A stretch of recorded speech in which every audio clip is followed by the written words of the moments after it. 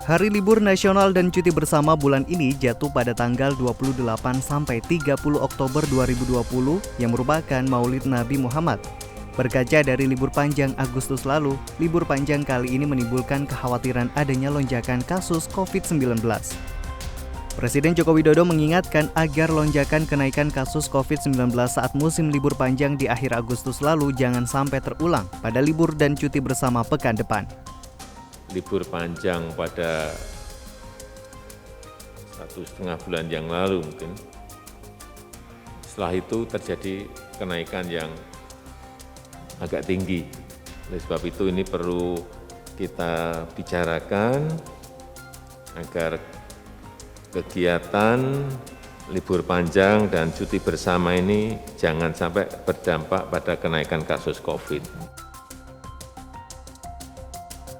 Sementara Menteri Perhubungan Budi Karya Sumadi meminta operator transportasi meningkatkan frekuensi perjalanan guna mengantisipasi peningkatan penumpang yang akan memanfaatkan libur panjang pekan depan.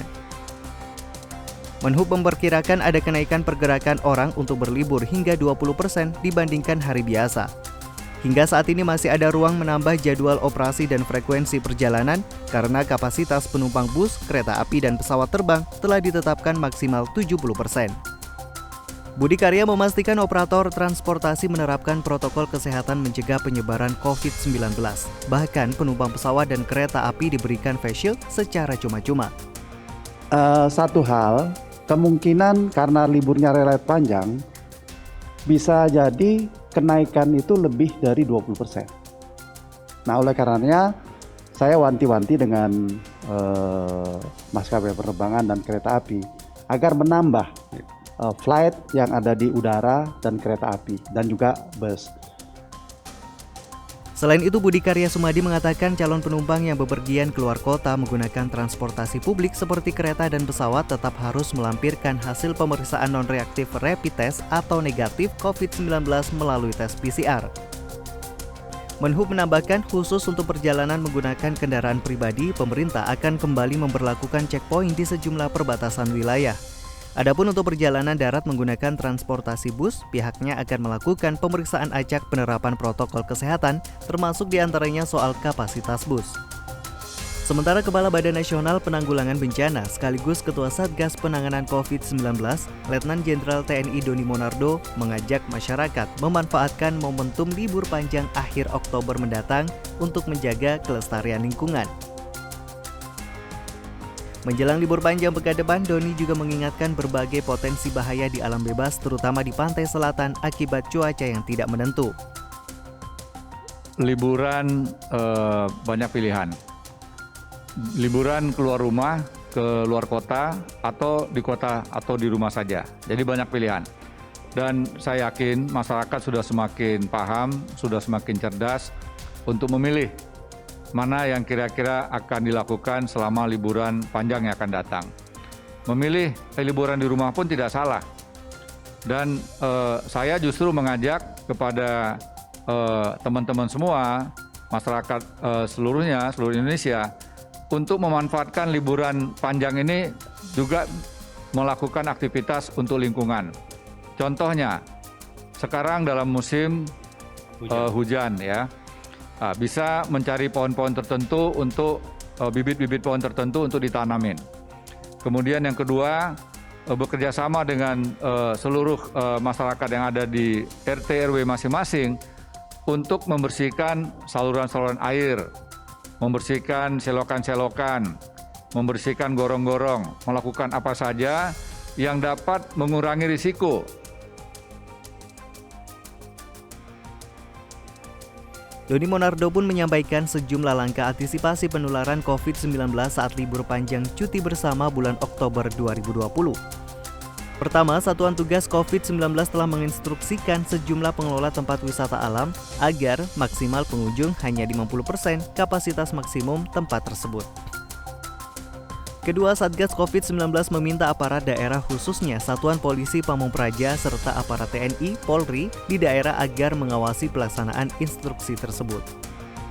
Ketiga, Menteri Dalam Negeri akan menyampaikan sejumlah prosedur operasional standar yang terkait dengan masalah upaya mitigasi menghadapi libur panjang kepada para kepala daerah. Keempat, selama sebelum pelaksanaan libur cuti bersama, Satgas COVID-19 telah mengimbau masyarakat untuk bisa meluangkan waktu melakukan kegiatan merawat alam. Terakhir, pemerintah juga mengimbau masyarakat untuk membatasi acara-acara keluarga. Selalu patuhi protokol kesehatan agar tak ada lonjakan COVID-19 pada libur nasional dan cuti bersama Oktober 2020.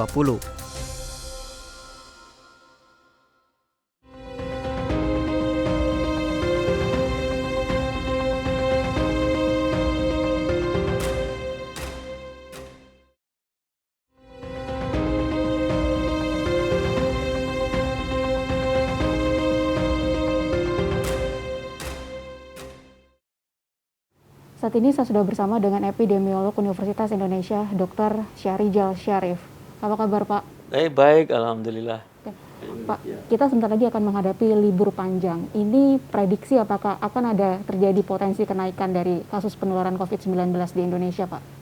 Iya, jadi kita tahu ya perkembangan COVID-19 ya, kita tahu ini menular dari orang ke orang ya, dan kedua tentu kita tahu ada melalui modus yang kita sebut sebagai droplet infection ya, lalu fomic transmission, kontaminasi benda-benda yang dipegang ya. Tapi juga ada pengaruh dari kerumunan ya. Jadi karena kalau kerumunan itu jaraknya pendek ya, potensi penularannya akan meningkat. Jadi wajar saja ya. Jadi setiap ada pergerakan yang massal seperti ini, karena libur panjang itu akan membuat orang cenderung akan pulang kampung ya. Ini cukup panjang liburnya kan, pulang kampung, bertemu dengan banyak orang ya, lalu dalam suasana wisata, kerumunan begitu ya. Saya kira wajar aja kalau memang nanti akan ada, ini jelas bahwa dalam situasi wabah, situasi seperti sekarang belum terkendali dengan baik, maka potensi itu, situasi ini akan membuat potensi peningkatan kasus ya. Artinya ini akan lebih ke klaster keluarga nanti yang akan muncul, Pak? Iya.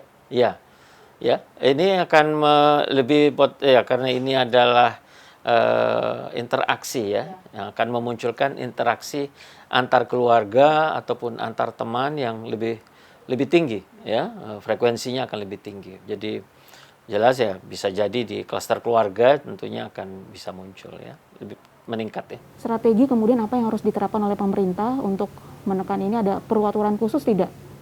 Jadi saat seperti sekarang ya, kita kan saya kira melakukan upaya pembatasan pergerakan ya, seperti yang kita lakukan pada langkah-langkah yang lalu. Saya kira situasinya tidak kondusif untuk saat ini ya. Tapi berita baik ya saat ini adalah bahwa pada dasarnya pengetahuan maupun kesadaran masyarakat ya terhadap protokol kesehatan itu sudah jauh meningkat ya. Misalnya kita bandingkan dengan saat-saat Idul Fitri yang lalu misalnya ya. Saat ini sebetulnya dari sisi pengetahuan penggunaan masker ya, itu di masyarakat perkotaan itu sebetulnya sudah bisa banyak survei menunjukkan angkanya di atas 90%. Jadi kesadaran masyarakat untuk daerah perkotaan ya, itu saya kira sudah cukup baik. Nah, tapi tentu pergerakan ini juga dilakukan terjadi pada wilayah yang lain ya, untuk daerah-daerah yang pedesaan ataupun kabupaten-kabupaten lain, itu saya kira tentu akan lebih bermasalah ya. Nah, jadi yang kita bisa lakukan ya, memang pemerintah sih, baik terutama pemerintah daerah ya, baiknya melakukan pengawasan ya, terutama tentu daerah-daerah wisata ya. Harus dipastikan ada pengecekan suhu, harus dipastikan semuanya menggunakan masker, harus dipastikan bahwa ada pembatasan usia ya, untuk anak-anak ya, anak di bawah 6 tahun ataupun di atas usia 60 tahun begitu ya. Nah, tentu harus diupayakan agar pergerakan itu satu arah ya. Jadi diatur agar pergerakan di daerah-daerah wisata itu bisa jadi satu arah. Artinya pintu masuk jangan sama dengan pintu keluar ya, itu diatur. Saya kira kalau diatur seperti itu, mudah-mudahan lah ya terjadi peningkatan, tapi mudah-mudahan tidak sangat berarti ya. Pak, jika kita melihat perilaku masyarakat sekarang di tengah pandemi ini, mereka lebih berhati-hati ketika ingin berkeluar rumah melakukan liburan, atau sebenarnya sekarang udah mulai bergeser lebih ke cuek? Begini, saya lihat sebetulnya pengetahuan udah cukup baik ya. Cuma memang masih ada perbedaan antara apa yang diketahui dengan apa yang dilakukan ya. Nah, dalam melakukan perilaku ini terutama adalah situasi-situasi di mana jika mereka berkumpul dengan orang-orang yang mereka rasa dekat dan kenal, padahal tidak satu rumah. Nah, ini yang menurut saya perlu diperhatikan. Ya, saya perhatikan terutama untuk di restoran-restoran, di rest area, di restoran itu tampak sekali bahwa mereka tidak begitu waspada, ya, bahwa sebetulnya ancaman paling besar itu bukan dari orang yang mereka tidak tahu, tapi ancaman terbesar dari orang yang mereka kenal dekat tapi tidak satu rumah. Nah, ini saya kira yang perlu menjadi perhatian ya. Nah, yang saya lihat juga tampaknya baik di restoran maupun di rest area itu sangat kurang sekali sangat kurang sekali pengawasan maupun pemantauan, apalagi peneguran ya. Nah, hal ini yang mungkin harus kalau pemerintah ingin berupaya ya dalam situasi liburan panjang ini, cobalah pemerintah daerah mengambil perhatian untuk hal-hal seperti Perlu itu. sanksi tegas tidak Pak dalam hal ini? Sanksi tegas dari Pemda, terutama di tempat-tempat. Kalau soal sanksi tegas kan masing-masing daerah berbeda-beda ya. Ada pemerintah yang sudah mempunyai bahkan ada DKI bahkan mempunyai perda sekarang ya. Jadi saat ini saya kira tetap kita sekarang ini bukan dalam situasi wabah selesai ya. Sebetulnya semua situasi kita ini adalah PSBB transisi ya. Jadi semua perangkat hukum ya, penegakan tetap harus dilakukan. Tetap harus dilakukan ya. Artinya sanksi tegas terhadap protokol kesehatan harus dilakukan. Pak, dampaknya apa ketika misalnya di tengah pandemi terjadi mobilitas masyarakat yang besar, kemudian apa dampaknya bagi kita saat ini? Iya, kita kan dalam situasi wabah yang masih belum terkendali ya. Walaupun kalau kita lihat kurvanya secara nasional itu dalam 3 minggu ini memang terjadi penurunan. Jadi 3 minggu yang lalu itu rata-rata per minggu itu kasus kurang lebih 4.200. Nah, minggu berikutnya itu turun menjadi 4.100. Nah, saat minggu terakhir ini saya amati turun menjadi 4.075 sekian begitu ya. Jadi memang secara nasional terjadi penurunan. Tapi kalau kita lihat detail di dalamnya, maka penurunan itu sebetulnya terjadi pada wilayah-wilayah yang kita prioritas ya. Tapi untuk provinsi-provinsi yang tidak prioritas justru terjadi peningkatan. Ya, misalnya Riau, Provinsi Riau, Sumatera Barat, Kalimantan Timur, saya kira ini provinsi-provinsi yang perlu di luar provinsi yang 9 prioritas itu juga harus diperhatikan. Ya. Nah, yang kedua, situasi kita adalah situasi yang ini transmisi lokal. Kita tidak tahu seseorang itu tertular dari mana, walaupun banyak klaster-klaster yang dilaporkan. Ya, tapi secara umum kapasitas pemeriksaan spesimen kita untuk seluruh Indonesia itu pada dasarnya masih rendah. Ya, hanya DKI dan Sumatera Barat mungkin yang memenuhi ya syarat pemeriksaan spesimen. Tapi di luar itu pemeriksaan spesimen masih. Artinya dalam situasi yang wabah belum terkendali, pemeriksaan spesimen yang masih terbatas ya, dengan adanya pergerakan yang masif ya, liburan masa seperti ini tentu saja menjadi ancaman untuk peningkatan kasus ya. Oke, baik. Pak, setelah ini kita akan membahas sebenarnya seperti apa sih tips liburan yang aman sambil menahan penularan dari COVID-19. Jangan kemana-mana, tetap di Bersatu Melawan Corona.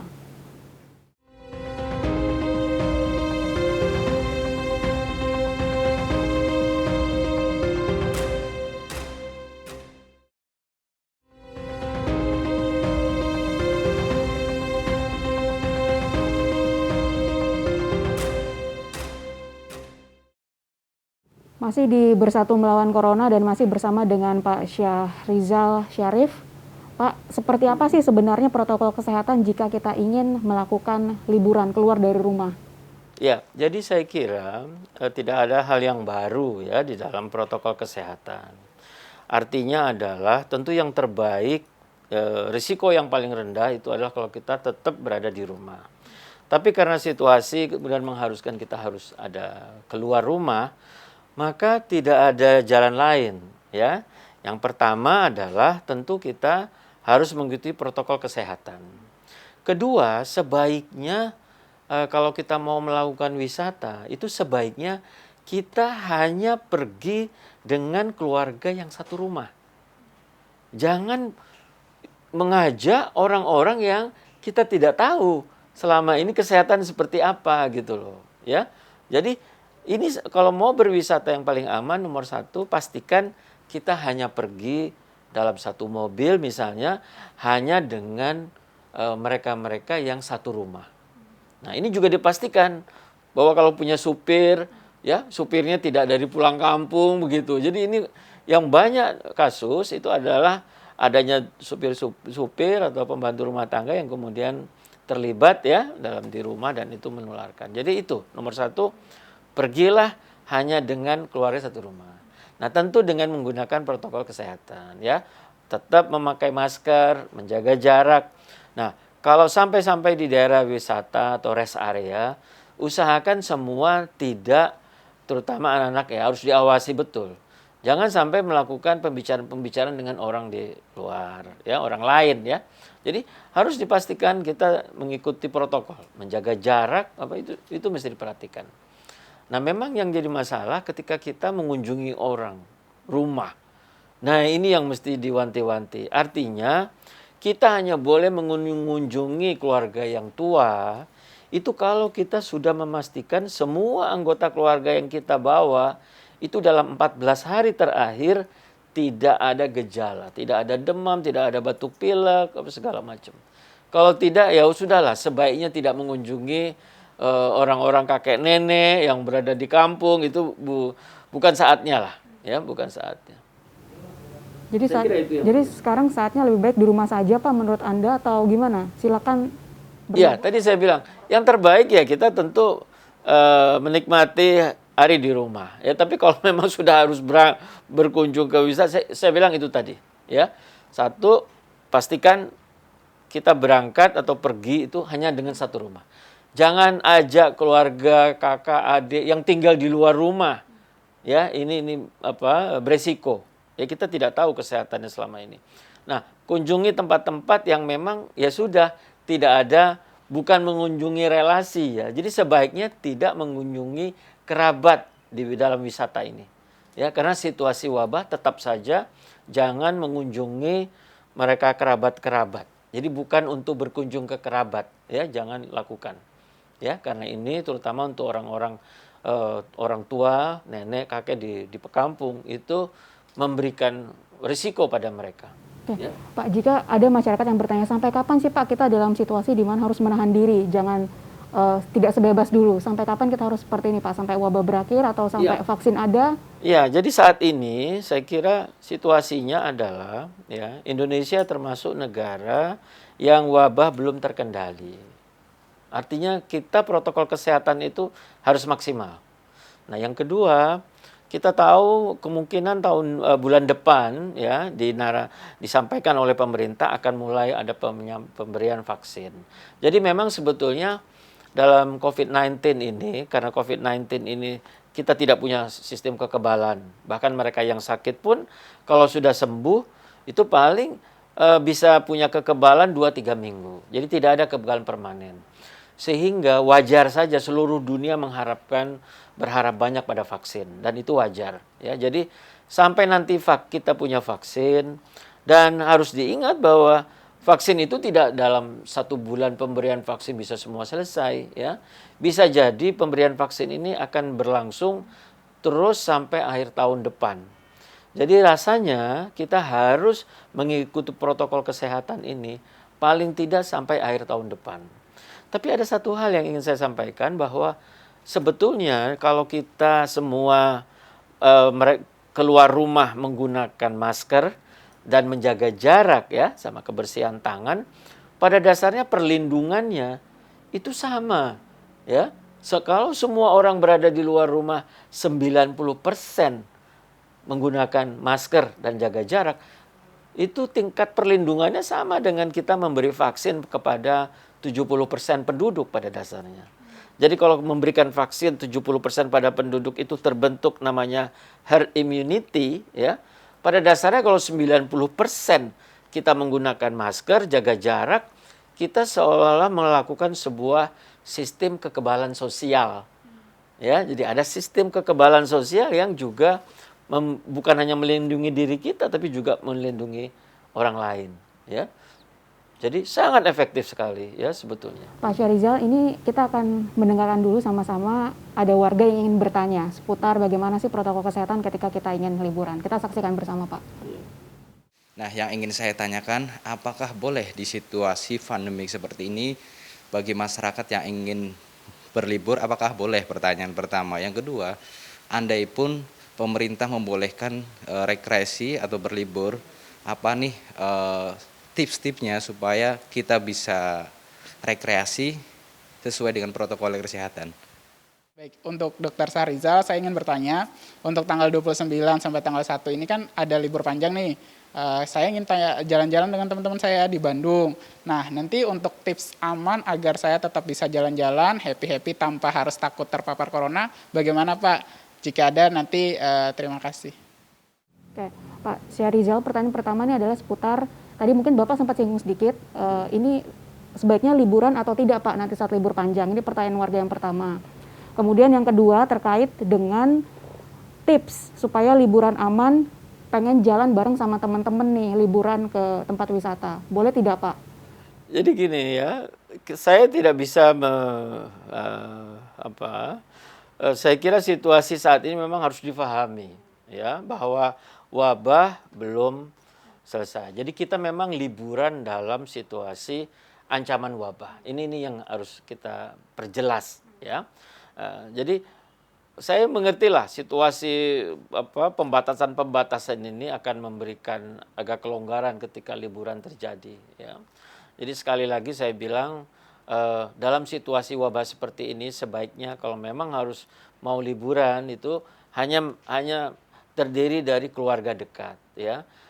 Pergi liburan dengan teman-teman itu memang merupakan ancaman ya. Nah, tapi bagaimana caranya? Tentu saja harus saling mengingatkan. Kalau terpaksa juga sama teman-teman ya harus diingatkan bahwa kita harus berliburan dalam suasana wabah dengan protokol kesehatan. Nggak ada cara lain. Nah yang ketiga saya bilang tadi, belum saatnya kita liburan untuk mengunjungi relasi. Karena kunjungan relasi di kampung atau sebagainya, ini yang saya wanti-wanti sebaiknya jangan dilakukan ya, karena memberikan ancaman baru bagi mereka yang ada di pedesaan misalnya ya. Nah, ketiga dalam situasi kita ingin liburan, ingin bersenang-senang, jangan kemudian itu menjadi sumber petaka buat keluarga ya. Jadi tetap harus jaga jarak ya. Sebaiknya berkunjung ke daerah-daerah yang outdoor ya. Jadi kalau makan di restoran, pilihlah tempat duduk yang outdoor ya dan berjarak ya, sirkulasi udaranya baik. Nah, kalau ke wisata juga wisata alam saya kira jauh lebih menjadi pilihan daripada wisatanya pergi ke mall misalnya ya pilihannya. Nah Pak, ini ada perbedaan tidak sih Pak kita berliburan di indoor dan outdoor? Apakah ketika di indoor lebih penularannya lebih cepat? Oh iya, jelas. Ya, karena kita tahu ini droplet ya terkait dengan kondisi lingkungan ya. Jadi tentu saja situasi berlibur di outdoor jauh lebih baik daripada situasi di indoor ya.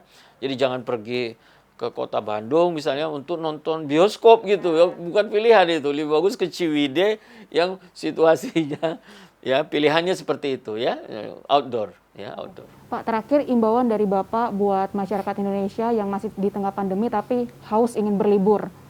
Silakan imbauan dari Bapak. Iya, sebetulnya kan liburan itu memang dengan kalau kita definisikan liburan itu adalah keluar rumah gitu ya, keluar rumah. Maka saya anjurkan sebetulnya situasi saat ini cukup kondusif. Kenapa? Enggak dari sisi beberapa hal ya. Kita tahu tingkat hunian hotel itu drop sekali sampai 25% hanya huniannya ya. Jadi saat ini sebetulnya relatif semua hotel-hotel di seluruh Indonesia itu relatif murah ya. Jadi sebetulnya kondusif untuk bepergian. Tapi sekali lagi saya bilang pergilah pada daerah pilihan-pilihan liburan itu pada pilihan-pilihan yang outdoor ya. Jadi pilihan kita pantai atau gunung ya. Saya kira itu jadi pilihan-pilihan ya. Nah, tetap saja jika makan di makan di satu rumah makan ya, pilihlah sebaiknya di outdoor ya, dan tentu tempat-tempat yang menetapkan protokol kesehatan ya. Nah, ada cek suhu lalu kemudian jaga jarak itu perlu diperhatikan tuh. Ya tetap perlu diperhatikan. Terima kasih Pak Syahrizal atas waktunya. Dan memang kita wajib waspada, pandemi belum berakhir ya Pak. Iya. Jadi jangan terlena hanya ingin sekedar liburan, tapi nanti pada akhirnya COVID masih mengincar kita. Dan terima kasih Anda telah menyaksikan Bersatu Melawan Corona. Kita jumpa lagi pada episode lainnya hanya di Jawa Pos TV.